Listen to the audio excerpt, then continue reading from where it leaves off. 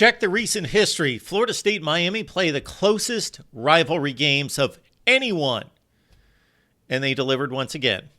Welcome to the Voice of College Football, breaking down the game we all love each and every day with you. Best discussion, debate, and analysis based on your participation. Appreciate you being here. Please like the video, share the videos out on social media, and subscribe.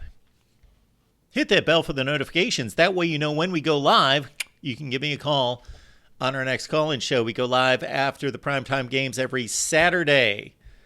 The final from Tallahassee, Florida State 27, Miami 20. What I was alluding to there is that there was a stat delivered by Sean McDonough and ABC that said that since the year 2000, there have been 18 games. This would be the 18th, decided by one score in this series. That's the most in college football during this century. Miami has played some good football in spurts. We'll get to their inconsistent roller coaster season in just a second, but most of the production on offense is because of the stability along the offensive line. Miami just one of 11 teams in college football that has started its entire starting offensive line every game. And again, continuity along the offensive line usually means offensive success. What has not been stable for the Miami offense, quarterback play. Tyler Van Dyke with 11 turnovers in 4 games, benched in favor of freshman Emory Williams. We would see a twist near the end of the game concerning the quarterback situation at Miami. Mark Fletcher, prized 5-star running back, signed by Miami, 115 yards against NC State. He would show, once again, the stats aren't glossy in this game against a tough Seminoles defense, but he can play. And when you put him together with Donald Chaney as a 1-2 combination, keep those two guys healthy, Miami's got something going in the future at running back, no question about that. Xavier Restrepo may have said it best. I came to Miami to play and to beat Florida State. Second drive of the game for the Noles. They went 10 plays, 55 yards. No big plays, methodical drive. They get the job done and score to make it 7-0. Miami came right back and drove down the field. Really nifty little screenplay between Emory Williams and Jacoby George. That was a little bit later on the screenplay. This was the slant route that went for 43, and Jacoby George had himself a night. Miami could not capitalize, though, in the red zone. They kicked the field goal to go at actually missed the field goal. Borregales missed the field goal. The hold was questionable on this one. Will Hutchinson, very unsteady on the hold, kind of wobbled the football. A miss by Borregales, one of the best in the nation, 26 of 27 under 45 yards coming into this game. So still 7-0 FSU. Leonard Taylor at one point, one of Miami's prized sophomores, all ACC, last season, newcomer of the year, had to leave the field at one point. I don't know if that he came back. Keep in mind, Trey Benson, star running back for Florida State, played at Oregon under Mario Cristobal. Back to it with Donald Chaney. 26 and 29-yard runs on this particular drive. He had 12 carries for 85 yards. Got Miami going, and then Emory Williams did not have a sterling night throwing the ball, but remember, pressed into action as just a freshman, delivered a beautiful drop in the bucket over the shoulder pass to George for the touchdown to make it 10-7 at this point. And that was your score, 10-7. And there was another drive there in the first half wanted to make note of. Josh Farmer batted the ball down to stop a Miami drive. The wide receiver was wide open. Williams looked like he would have been on target, but Farmer stopped that drive. Kalen DeLoach stopped 2 drives with sacks. One was a give-me sack. It was lined up right for him. Missed blocking assignment. The lane was wide open. Nobody blocked him. He came right at Emory Williams, but the other one came off the edge, beat his man, got the sack. Kalen DeLoach with 2 sacks in the first half. One of the more controversial plays in the game and of the weekend, I would think. Miami had a great defensive series. They kept driving Florida State backwards. There was also a penalty. They had Florida State backed up. Wesley Besaint rushed through the line, was headed toward Jordan Travis, who was escaping him to the left, ran into the end zone. He was not thrown into the end zone. He was not pushed into the end zone. Jordan Travis ran into the end zone, and Wesley Bassett sacked him. They reviewed the play. Clearly a sack. I saw it as a sack and a safety.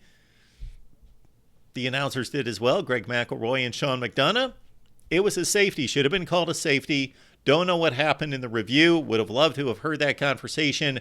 Miami got ripped off. There should have been a safety right there. It should have been 10-9. However, Florida State had to punt. Big punt return by Damari Brown. So in terms of field position, it pretty much came out to Miami's advantage. Usually you get the free kick maybe back to your 25, 30, 35-yard line, something like that. So they get the punt return, but they didn't get the 2 points, of course. So they did set up for a Borregales field goal right before half based on that exchange and the defensive stop down in FSU's end of the field. But it's a 10-10 ball game instead of Miami leading at the half at that point. Go to the second half. What does Florida State do? They come out with an onside kick. All right. Well, of course, when you take these risks, if they work, they look great. Wow, you're a genius. This was not out of desperation in any way. It was said during the broadcast that Mike Norvell had said that they were going to go with an onside kick to start the second half. He went the Sean Payton route. It didn't work. It was actually pretty well executed by the kick team. However, Frank Ladson was able to pull it in for Miami to give them the football. Mark Fletcher had a big 20-yard run. That set up another Borregales field goal, so the Canes led this one 13-10. All right, Ja'Kai Douglas went for 63 yards. Where was the coverage? Nobody guarded him. He streaked down the field 63 yards. And however, the Miami defense stiffened inside the 10-yard line. Key third and goal play around the 5-yard line. Jordan Travis took the option play to the left. Jafari Harvey did a great job in containing Travis. Harris mopped it up with the tackle for loss and forced Florida State for the field goal, 13-all. Miami's offense, as you can imagine, with the quarterback making his first start, and considering he went 8 for 23, the offense was going to be inconsistent. So they gave up the football after 5 plays. Florida State gets it right back, and this time they do not go to the field goal try. They go to Trey Benson. He rips off a huge touchdown run. It was a thing of beauty. He is one of the best runners in space in the open field, cutback runner in the game, and he went 16 carries for 80 yards on this game. Florida State went up 20-13. Florida State looking to extend the lead. Francisco Mauinoa on one of the blitz had a huge sack plus a Johnny Wilson drop on the next Florida State series, stopped the Noles and kept the Canes within a touchdown. Then Miami missed another opportunity here when Emory Williams missed Xavier Restrepo on a 3rd and 7. Jared Verse put some pressure to make Williams uncomfortable, but still should have connected on the play. They turned the ball back over to Florida State. Keon Coleman, one of the most talented, exciting players, best NFL prospects at wide receiver out there, catches the punt return, actually gets flagged down by the punter. Actually, the punter was waiting for him, gave up his body and made the tackle to no avail, though. Florida State would eventually score as they went back to Keon Coleman again and again and again. He did not catch a pass in the first half, but was obviously a focal point of the offense, as he well should be, in the second half. So to the left corner, they go to Keon Coleman and pick up the pass interference call from Devontae Brown. A couple plays later, they go to the right corner. Beautiful throw and catch from JT to Keon Coleman over Damari Brown this time to make it 27-13. It looked like the Noles were in great shape. Canes had been struggling on offense. No points in the second half aside from the one field goal. They've got 85 yards to go. Well, why not get it on one play? Did you see this play? Emory Williams down the right sideline to Jacoby George, who split 2 defenders. The safety came over, made a bad cut to the football, didn't play the back end of the play to cut off the play, but he kind of went for the football, but he backed up and didn't go for the football, didn't want to collide with his teammates, and I think that's what it really came down to. It was like the old crossing the outfielders in the outfield, and you have it, I got it, one of those deals. And Jacoby George was off to the races once the two Florida State defenders, and it was just amazing to watch in real time to see how the ball made it past both defenders, and that Jacoby George kept his concentration on the football to haul it in, streak 85 yards for the touchdown, and all of a sudden, bam, we're at 27-20.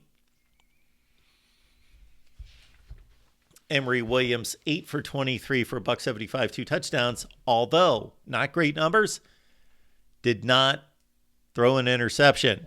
That was key. So Seminoles still up with 5 minutes left to play, trying to salt this one away.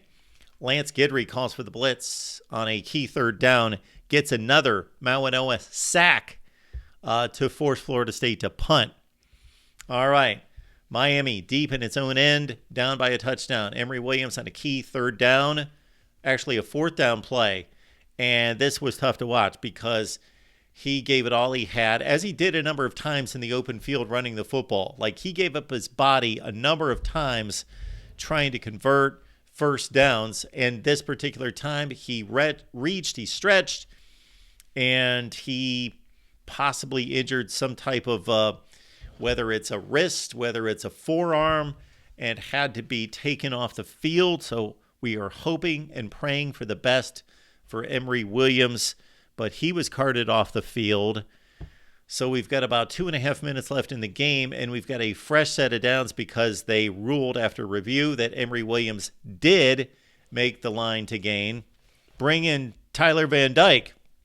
Would it be a fairy tale story for TVD? Well, it started out that way. First big play on a 3rd and 12. Great comeback by Jacoby George. It was a decent throw by TVD, but more so the timing on the two have obviously been starters for going on 3 seasons, so they have worked together for a long, long time, and you could tell on this play, and probably one of the big reasons why Emory Williams went 8 for 23. Not just him, but the lack of rapport between he and the wide receivers. Well, we saw it on the first few plays from TVD, hitting that one for the first down on the comeback by Jacoby George, who made a really good comeback catch sliding, and then Colby Young for 15 yards to get Miami to midfield at the 49. However, 3 consecutive plays. I don't know if TVD went to the right guy, but the guy he went to was well covered. Not poorly thrown balls, but just blanketed. So that sets up a 4th and 10. Tyler Van Dyke, flush from the pocket, rolls right. On the replay, you could see that Xavier Restrepo, whom the play was designed for, did have a step. Ball should have been thrown on time to Restrepo, which is a bit of a mystery because that's Tyler Van Dyke's favorite target. Didn't throw it that way. Had to throw a desperation pass to the middle of the field, and that was picked off. Game, set, match in Tallahassee. Florida State goes to 10-0. They've got North Alabama next week. No disrespect to North Alabama. The Noles should be 11-0. When they go to Gainesville to take on Florida as a heavy favorite, Miami 6-4. You can look at the good and bad of this Miami season in regards to, you see a game like this. They competed. They were close to a team that will most likely play in the college football playoff. Clemson, Virginia, those 2 games went to overtime. I clearly thought that they outplayed Clemson, even though the game went to overtime. The Virginia game, now Georgia Tech, you can whine and moan and complain and everything, and they should not have lost the game if Mario Cristobal was paying attention. However, Georgia Tech's not a good football team, and Miami should not have, at home especially, been involved in a one-score affair down to the wire with Georgia Tech. So this team is probably just about where it should be in the standings at 6-4, but they've got all the conference wins or the non-conference wins, so they're actually 2-4, 3-4, 2-4 in conference play, coming off the loss to NC State. Florida State, Miami, it was a great football game to take in, and of course FSU moves a step closer to a college football playoff bid. They are going to the ACC championship game to most likely play Louisville. All right, your thoughts down below. Appreciate you being here. Keep in mind that every Wednesday night we've got Florida State Hour at 6 p.m. Eastern Time on the Florida State Channel. And then Miami fans, Miami Live at 7 o'clock Eastern Time. All college football fans are welcome here at the Voice of College Football.